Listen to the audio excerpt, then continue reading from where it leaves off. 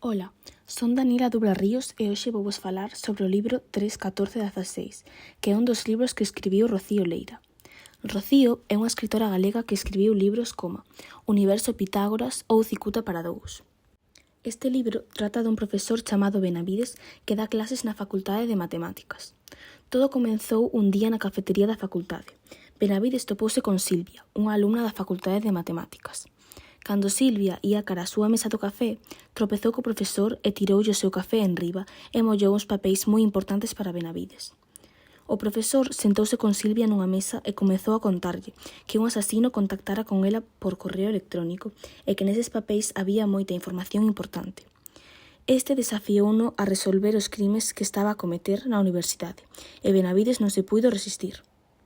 O asasino dáballe pistas todas as semanas, mediante acertixos moi complexos.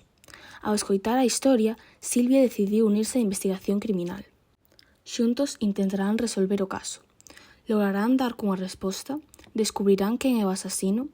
Se queres sabelo, debes ler o libro, porque eu non che vou contar nada máis. Este libro encantoume e recoméndolle a toda esa xente que lle gusta o misterio e os desafíos.